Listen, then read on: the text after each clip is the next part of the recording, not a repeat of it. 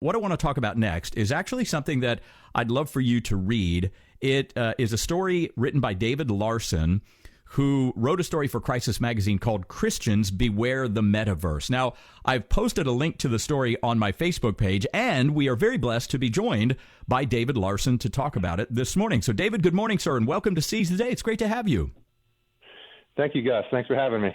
Yeah, I appreciate you. So do me a favor, start off by giving a brief introduction of yourself to our listeners. Just tell us a little bit about yourself and how you got interested in this particular thing. Absolutely. So, as you said, my name's David Larson. I'm living in North Carolina with my wife and daughter.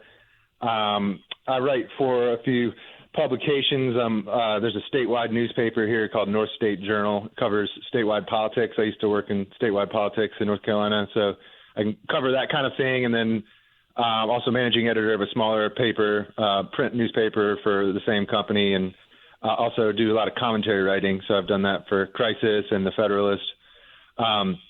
And on this particular one, I'm do a lot of writing. So I'm writing sort of a dystopian novel and thinking about something very similar to this. I was doing research.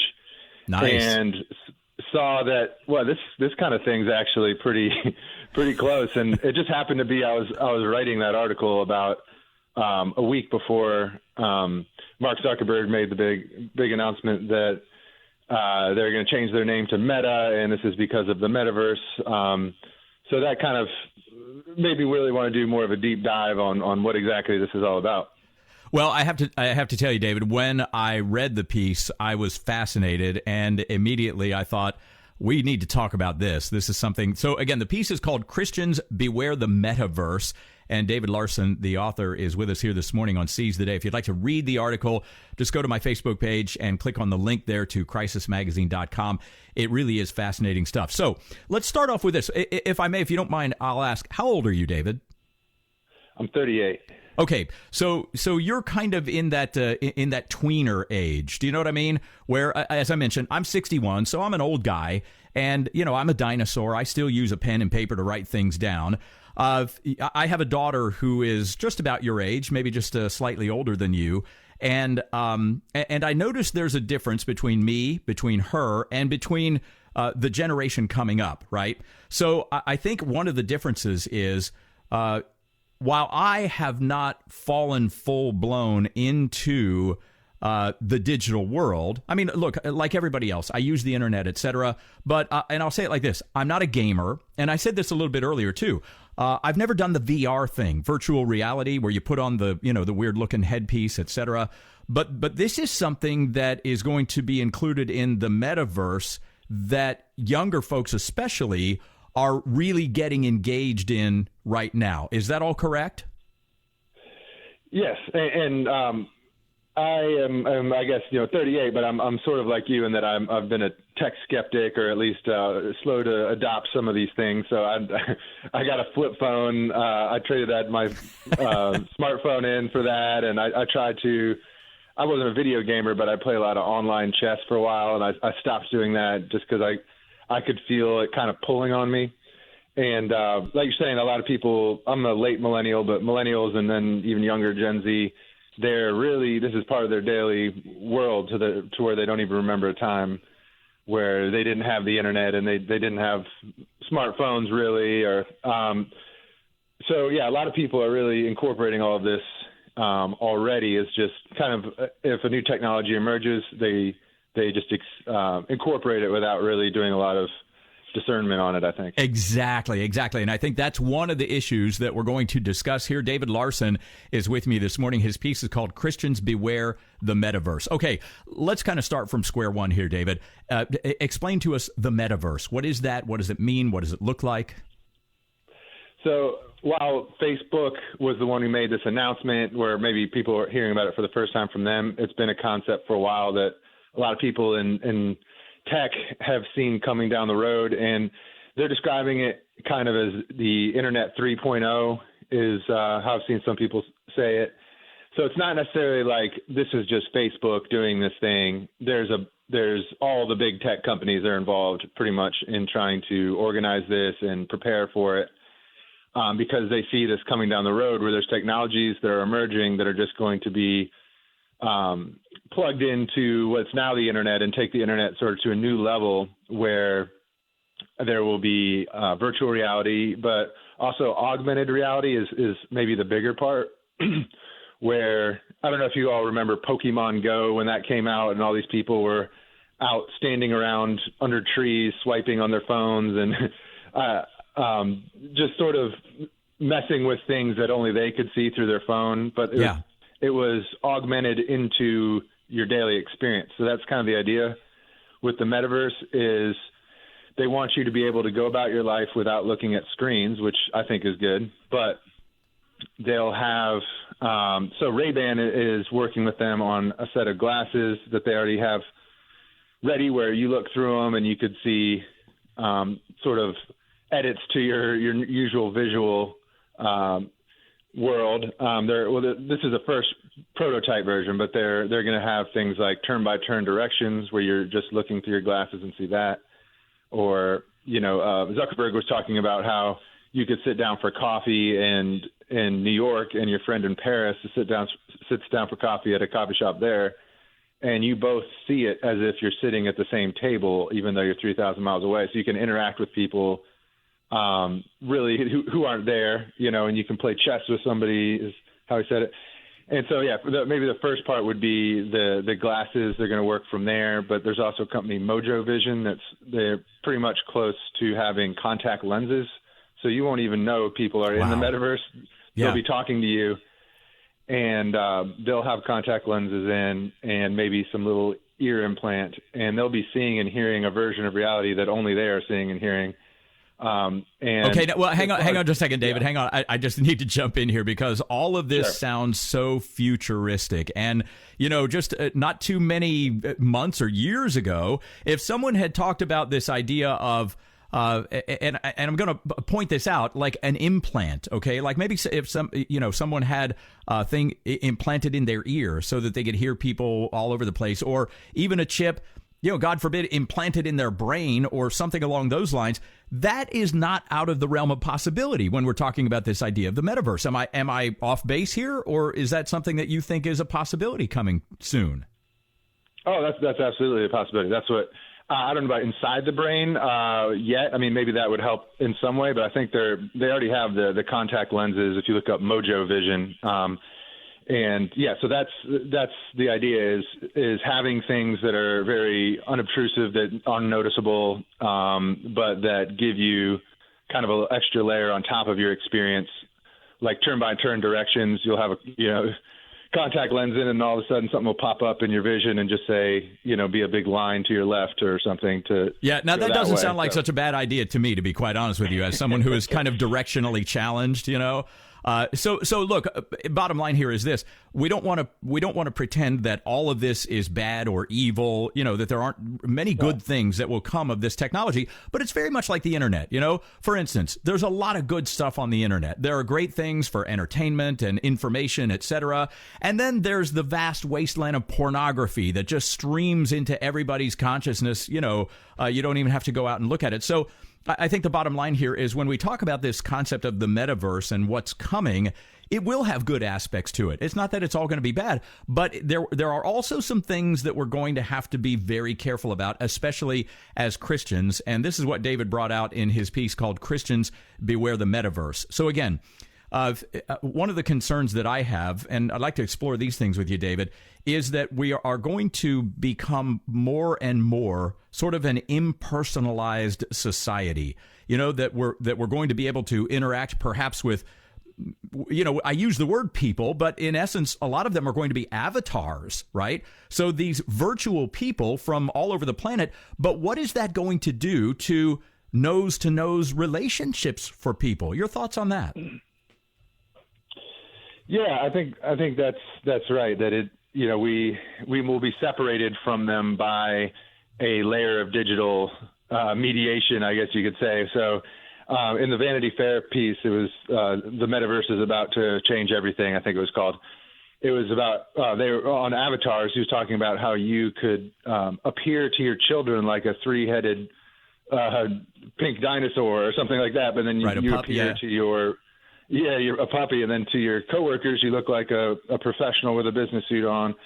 So the way you present yourself to the world would be basically up to you, behind the scenes. And so, I mean, that's also, I don't know, do you have the right to do that where you can just manipulate how you appear to people? So there's an element of deception there too. Like if, you're just not.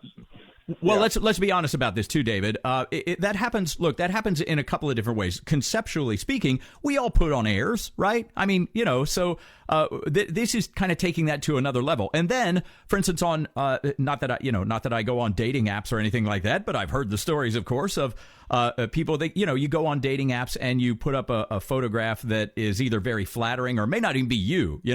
Like if you're a 300-pound oaf and you put up a picture of a 165-pound ripped dude.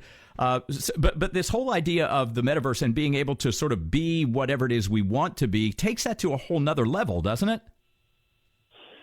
It does. Yeah. I think, basically you're presenting yourself how you would like. And maybe that's not always bad, but I think part of the problem is they're presenting to a world that they want you to see. So, and you have to be careful who you're giving that power to. Right. Because they're able to kind of manipulate your surroundings in real time. The way people were saying it in the article, I quoted a couple of people, is this is not meant to be paused or ended at any point. So you just would have contact lenses in, say, all the time. 24/7. So, yeah. Yeah. So, with the virtual reality, I think there's some actually it's not as bad in certain ways because you can realize, okay, now I'm in virtual reality and now I'm back to real reality. Whereas with the augmented reality, you're always not quite sure if what you're seeing it just becomes your daily experience. So, the kid who sees a 3-headed puppy for their father, I mean, I don't know what that does to them if that's kind of just what they always see. It kind of melds that erases that distinction, and maybe the people who are in charge of doing that wouldn't have the same worldview, the same ends. Maybe a lot of it's because they see you as a consumer, so they would want to influence your behavior here and there. I mean, like you're saying, there's going to be a lot of good things about it as well, but it's just my point is you have to be careful because, if somebody else is in charge of editing your reality 24/7, that's a lot of power to give them. That is, and that's a great way to put it, editing your reality. We're talking to David Larson, who's the author of a wonderful piece called Christians, Beware the Metaverse, about this new virtual reality that is becoming more and more of a reality. In fact, the plans, the wheels are all in motion right now for all of this to become reality. So a couple more things that I wanted to touch base with you. First, David, what you brought up just a moment ago, we have to understand, and there are a couple of dynamics at play here. First, we have, for all intents and purposes, given up all ideas about privacy. These little supercomputers that we carry around in our pockets now, they know everything about us. They know where we are. They know all of our buying habits. They know all these things. And at the bottom line, this is, as you said, this is all going to be very manipulative. So in other words, and while some people may find this to be a good thing, I necessarily don't.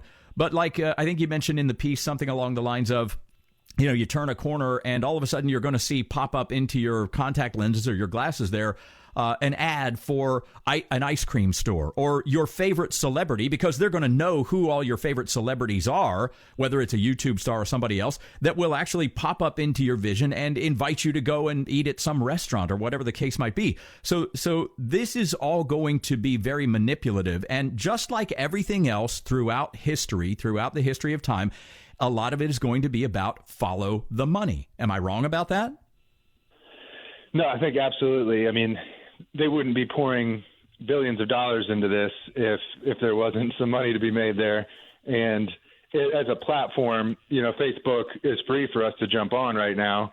And because they kind of own the marketplace and they want us to walk in the marketplace where they can sell our presence to other people. So I think it'd probably be similar to that. I mean, it's tough to say exactly how it will be, but I would think, like you're saying, if your privacy is gone and you go to the fridge and there's something gone, then maybe the platform would sell an opportunity to a company for an advertisement there. They would talk to you about this or that product, I'm sure, and Yeah, I think there would be a lot of that in your daily experience. I don't know how commercials would work. Maybe you could, like with Pandora, you can pay a little extra and not get them. But if you have the free version, maybe the progressive car insurance lady sits on your couch and you have to listen to her for 10 minutes. She just appears or something. I don't know. My gosh, you have just made this the most unappealing thing in the world. David Larson is with us this morning. Okay, so let's talk about the bottom line then, and the crux of the piece here. Christians, beware the metaverse. Why Christians? What's the big deal for Christians? Well, I think Christians are, like Jesus was incarnated to be fully human. He had to be incarnated into a physical reality, and the physical reality that he created. And so I think that's not that we should just be totally against technology, be Luddites and all of that, but we should at least be discerning.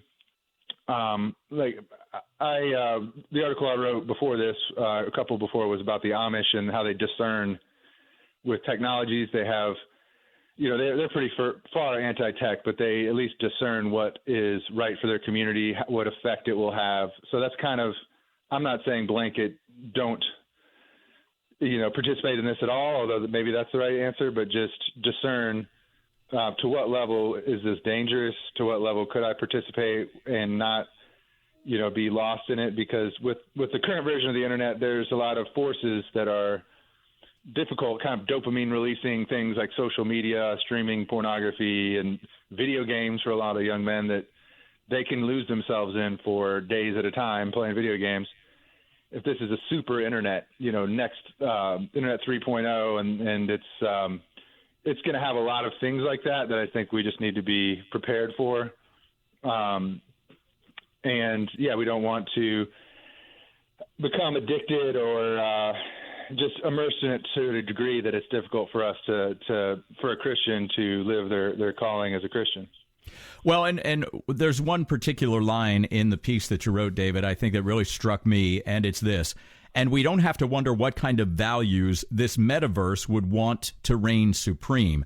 So in other words, when we step into this metaverse, it's, it's kind of like in the internet now, we have options, right? We can choose to go to pornographic websites, or we can choose not to. We can choose to go here, there, or elsewhere.